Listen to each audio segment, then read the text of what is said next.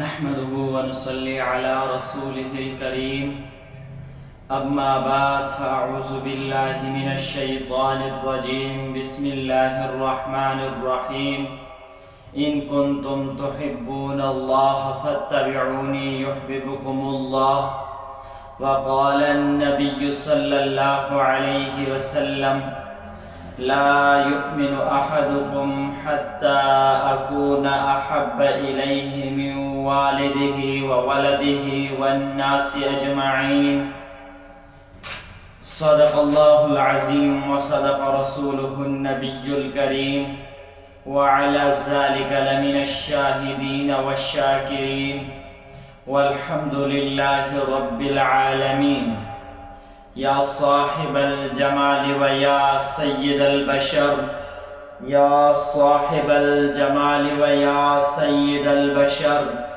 من وجهك المنیر لقد نور القمر لا يمكن الثناء كما كان حقه بعد از خدا بزرگ تو ہے قصہ مختصر۔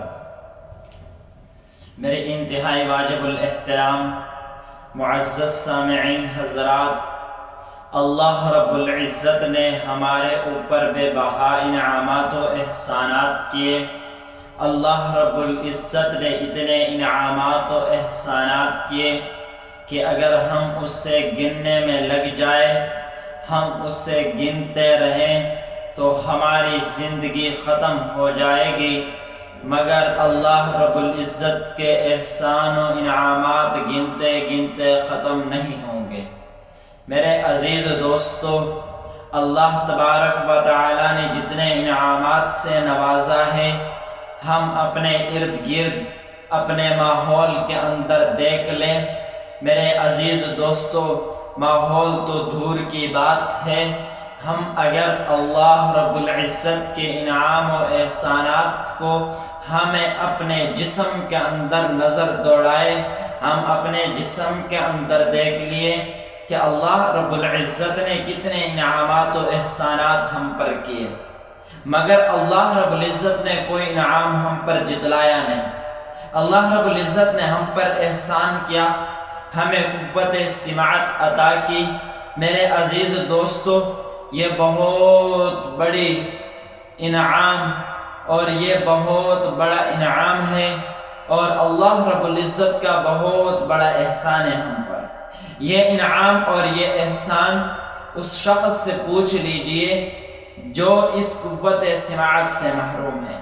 میرے عزیز دوستو، اسی طرح اگر آپ دیکھ لیجئے، اللہ رب العزت نے ہمیں قوت بینائی عطا کی۔ یہ بھی کتنی بڑی قوت اللہ رب العزت نے ہمیں بغیر معاوضہ کے عطا کی۔ یہ ان لوگوں سے پوچھ لیجئے جن کے پاس یہ قوت بینائی موجود نہیں ہے، وہ پوری دنیا کے تمام مال و دولت کو لٹا کر صرف اس قوت بینائی کو حاصل کرنے کے لیے اگر تمام دنیا کے مال و دولت کو لٹا کر اسے حاصل ہوتی تو یہ ان کاموں کے لیے بھی اور ان چیزوں اور پوری دنیا کی چیزوں کو اس پر قربان کرنے کے لیے تیار ہو جاتے اور اپنی قوت بینائی حاصل کر لیتے۔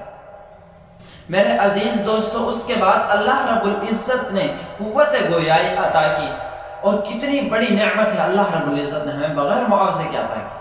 ہم اس طرح اگر باقی زندگی کے اندر بھی نظر دوڑائے، ہم اللہ رب العزت کے انعامات و احسانات کے اندر غور و فکر کریں تو اللہ رب العزت نے ہمارے اوپر بے بہا انعامات و احسانات کیے، مگر اللہ رب العزت نے کوئی انعام کوئی احسان ہم پر جتلایا نہیں۔ اللہ رب العزت نے تمام انعامات کے جتلائے نہیں، مگر اللہ رب العزت نے ہم پر ایک ایسا انعام بھی کیا، ایک ایسا احسان بھی کیا کہ اللہ رب العزت کو وہ انعام، اللہ رب العزت کو وہ احسان ہم پر جتلانا پڑا۔ میرے عزیز دوستو، وہ کون سا ایسا بڑا انعام ہے، وہ کون سا ایسا بڑا احسان ہے کہ اللہ رب العزت کو وہ انعام وہ احسان ہم پر جتلانا پڑا؟ میرے عزیز دوستوں، تو میں آپ کو بتاتا چلوں کہ اللہ رب العزت نے ہم پر ایسا احسان، جو بڑا احسان کیا اور ہم پر جتلایا، وہ انعام وہ احسان سرکار دو جہان محمد مصطفیٰ احمد مجتبیٰ صلی اللہ علیہ وسلم کا ہم میں سے مبعوث ہونا ہے۔ میرے عزیز دوستو، اللہ تبارک و تعالیٰ نے یہی ایک احسان ہم پر ایسا احسان کیا کہ جس کے بعد اللہ رب العزت نے ہم پر یہ انعام، یہ احسان جتلایا، اور اللہ رب العزت نے جتلایا بھی بڑے عجیب انداز کے ساتھ۔ اللہ رب العزت نے جو الفاظ استعمال کیے جتلانے کے لیے وہ بھی بڑے بہترین اور نایاب الفاظ ہیں۔ میرے عزیز دوستو، اللہ رب العزت نے قرآن کے اندر فرمایا لقد من اللہ، کہ اللہ رب العزت نے احسان کیا مؤمنین پر کہ ان میں سے اپنا محبوب محمد مصطفیٰ احمد مجتبیٰ کو مبعوث فرمائے۔ اللہ رب العزت نے اتنا بڑا احسان اور اتنا بڑا انعام ہمارے اوپر کیا کہ اللہ رب العزت نے ہمیں اپنا محبوب عطا کیا ہے۔ میرے عزیز دوستو، یہ وہ نبی ہے، یہ وہ رسول ہے کہ جس کے امت میں آنے کے لیے انبیاء علیہم السلام بھی دعایا کرتے تھے کہ اے اللہ ہمیں اس نبی کے امت میں سے پیدا فرما۔ میرے عزیز دوستو، اللہ رب العزت نے یہ احسان لفظ من کے ساتھ کیوں جتلایا؟ عربی کے اندر احسان کو احسان کے لفظ سے بھی بولا جاتا ہے، من کے لفظ سے بھی اس کو جتلایا جاتا ہے اور کہا جاتا ہے۔ لفظ احسان اس احسان کو کہا جاتا ہے کہ جس کا بدلہ دینا ممکن، مگر لفظ من استعمال کر کے اللہ رب العزت نے یہ بتا دیا، لفظ من اس احسان کے بدلے میں بولا جاتا ہے کہ جس کا کوئی مقابلہ، کوئی معاوضہ دینا ممکن نہ ہو۔ اللہ رب العزت نے لفظ من بول کر یہ بتا دیا ہمیں کہ اللہ رب العزت نے آپ پر ایسا احسان کیا کہ اس احسان کا بدلہ آپ کبھی بھی نہیں چکا سکتے۔ میرے عزیز دوستو، احسان تو اس بنا پر ہوا کہ اللہ رب العزت نے ہمیں اپنا محبوب عطا کیا۔ آج بھی اگر آپ معاشرے کے اندر دیکھ لیجئے، کوئی شخص ہر چیز دینے کے لیے تیار ہو جائے گا، ہر چیز آپ کو دے دے گا، مگر اپنا محبوب کبھی بھی آپ کے حوالے نہیں کر سکے۔ وہ کبھی بھی آپ کو اپنا محبوب نہیں دے گا، وہ کبھی بھی آپ کو اپنے محبوب کے ساتھ نہیں دیکھ سکے گا۔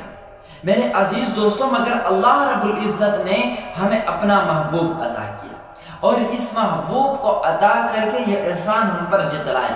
میرے عزیز دوستوں، کیوں نہ جتلاتے؟ اللہ رب العزت نے یہ محبوب ایسا محبوب عطا کیا، ہم اگر نظر دوڑائے اسی جہان کے اندر ہم کسی دوسرے سے محبت کرتے ہیں، کسی دوسرے سے محبت کرتے ہیں چند وجوہات کی بنا پر کیا کرتے ہیں؟ میرے عزیز دوستو، چند وجوہات کی بنا پر دوسرے سے محبت ہم آج کل کر لیتے ہیں۔ کسی انسان سے، اشرف المخلوقات سے ہم محبت کرتے ہیں تو ان میں سے چند وجوہات ہم نے اپنے سامنے رکھتے ہیں جس کی وجہ سے اس سے محبت کرنے لگتے ہیں۔ ایک سب سے پہلے ہم وجہ رکھتے ہیں اس کے حسن و جمال کو دیکھ کر اس شخص سے ہم محبت کرتے ہیں، ہم اس کے حسن و جمال کو دیکھ کر اس سے محبت کرنے لگتے ہیں۔ میرے عزیز دوستو، اگر یہی صفت ہم آقا نامدار کے اندر دیکھ لیں، ہم اگر یہی صفت آپ صلی اللہ علیہ وسلم کے اندر دیکھ لیں تو یہ اعلیٰ صفت اور یہ اعلیٰ مراتب پر فائز ہے حسن کے۔ میرے عزیز دوستو، سب سے پہلے ہم حسن کی وجہ سے محبت کرتے ہیں۔ حضور صلی اللہ علیہ وسلم کے حسن کو دیکھ کر صحابہ کرام ارشاد فرماتے ہیں، ہم حضور صلی اللہ علیہ وسلم کے ساتھ بیٹھے تھے ایک مجلس کے اندر، 14ویں رات کا چاند تھا، ہم حضور کے چہرے مبارک کو دیکھ رہے ہیں، ادھر چاند کو دیکھ رہے ہیں، ادھر حضور کے چہرے مبارک کو دیکھ رہے ہیں۔ آخر ہم اس نتیجے پر پہنچے کہ آپ صلی اللہ علیہ وسلم 14ویں رات کے چاند سے بھی زیادہ خوبصورت ہیں۔ کیوں میرے دوست؟ اس لیے وہ کہتے ہیں نا کہ اس لیے خوبصورت ہے کہ 14ویں رات کے چاند کے چہرے پر چائیاں ہیں، مگر آقا نامدار کا چہرہ ان چائیوں سے بھی پاک ہے۔ میرے عزیز دوستو، اللہ رب العزت نے حضور صلی اللہ علیہ وسلم کو اتنا حسن سے نوازا۔ میرے عزیز دوستو، اگر آپ دیکھ لیجئے حسان بن ثابت کے اشعار کو دیکھ لیجئے، آقا نامدار کے مدح، آقا نامدار کے تعریف کے اندر ارشاد فرماتے ہیں، احسن منکا وَأَحْسَنُ مِنْكَ لَمْ تَرَ قَطُّ عَيْنِي وَأَجْمَلُ مِنْكَ لَمْ تَلِدِ النِّسَاءُ وَأَحْسَنُ مِنْكَ لَمْ تَرَ قَطُّ عَيْنِي وَأَجْمَلُ مِنْكَ لَمْ تَلِدِ النِّسَاءُ خُلِقْتَ مُبَرَّأً مِنْ كُلِّ عَيْبٍ كَأَنَّكَ قَدْ خُلِقْتَ كَمَا تَشَاءُ۔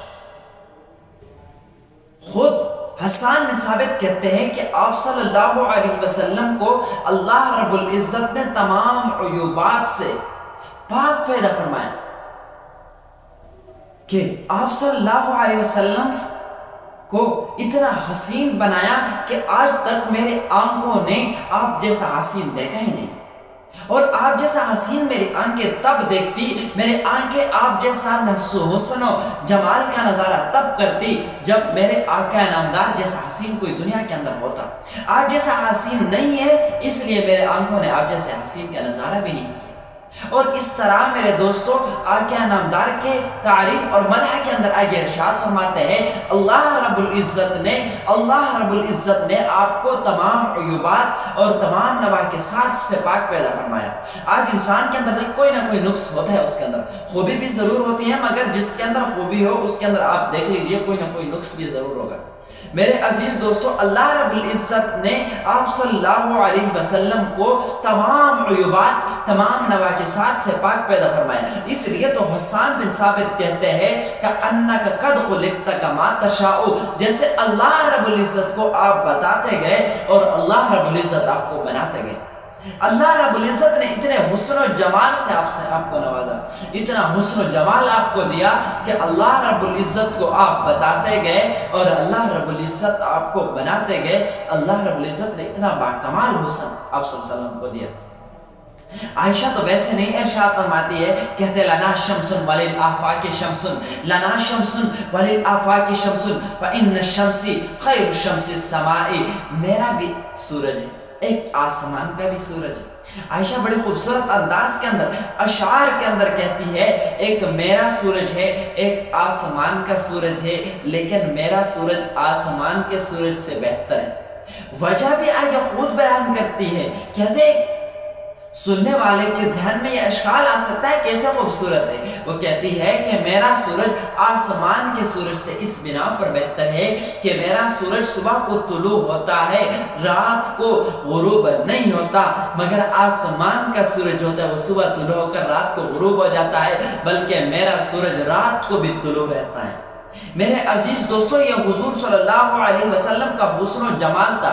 حضور صلی اللہ علیہ وسلم کا حسن و جمال دیکھ کر صحابہ کرام آپ کے عاشق ہو جایا کرتے تھے۔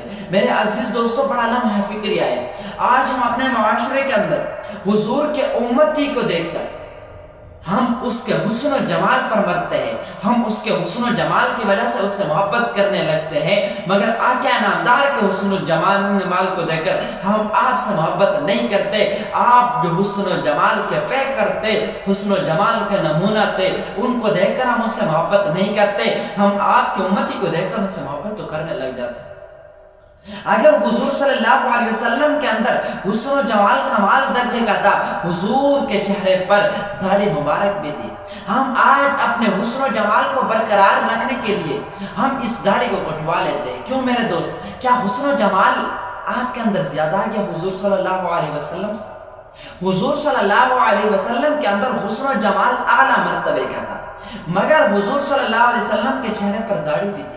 یہ داڑھی خوبصورتی کا وجہ ہے میرے عزیز دوست۔ ہم اگر غیر کے حسن و جمال کو دیکھ کر اس سے محبت کرتے ہیں، ہم خود حضور صلی اللہ علیہ وسلم کے حسن و جمال کو دیکھ کر ان سے محبت کیوں نہیں کرتے؟ اس لیے میرے دوست، اگر غیر کے حسن و جمال کی وجہ سے ہم اس سے محبت کرتے ہیں تو حضور صلی اللہ علیہ وسلم کے حسن و جمال کو دیکھ کر بھی ان سے محبت کیجیے۔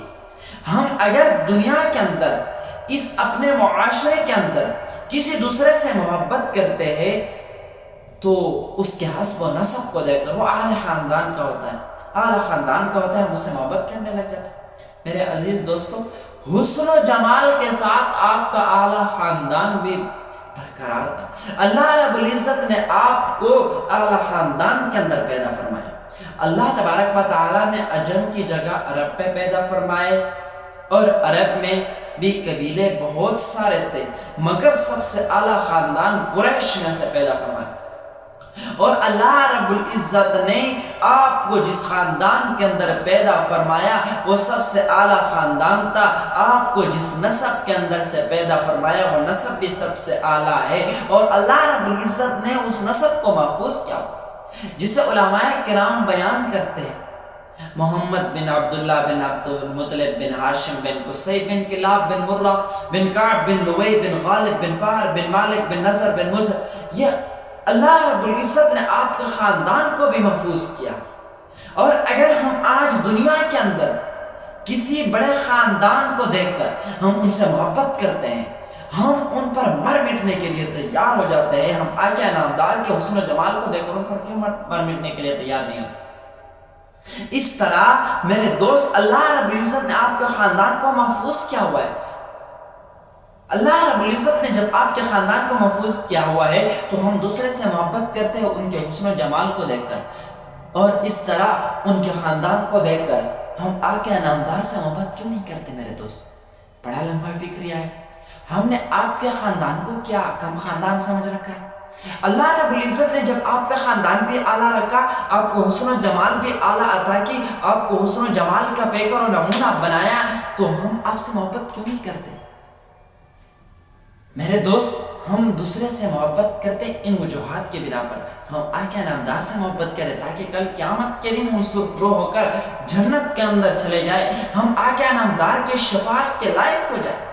میرے عزیز دوستو، اس طرح ہم اگر دوسرے سے محبت کرتے ہیں ان کے کمالات کو دیکھ کر، ان کے معجزات تو نبی کے ہاتھ پر ہوتے ہیں، ان کے کرامات کو دیکھ کر ان سے محبت کرنے لگتے ہیں۔ ہم آقا نامدار کے معجزات کو دیکھ کے، آقا نامدار تو وہ ہے کہ جو ابو جہل کے مٹھی میں بے زبان کنکروں کو بلواتا ہے۔ آپ کے معجزات تو دیکھ لیجئے، اللہ رب العزت نے آپ کو ایسے ایسے معجزے عطا کیے کہ عقل حیران رہ جاتا ہے۔ میرے عزیز دوستو، جتنے بھی ماقبل میں انبیاء کرام کے پاس معجزات تھے، جتنے بھی صفات تھے، اللہ رب العزت میں تمام کے تمام حضور آقا نامدار خاتم النبیین کے اندر جمع کر۔ اللہ رب العزت نے وہ تمام صفات، تمام چیزیں، تمام معجزات، تمام کمالات اللہ رب العزت نے آپ صلی اللہ علیہ وسلم کے اندر جمع کر دیے۔ ہم آقا نامدار کے معجزات کو دیکھ لیجئے، ہم واقعہ معراج کو دیکھ لیجئے، ایک رات کے اندر اتنے سفر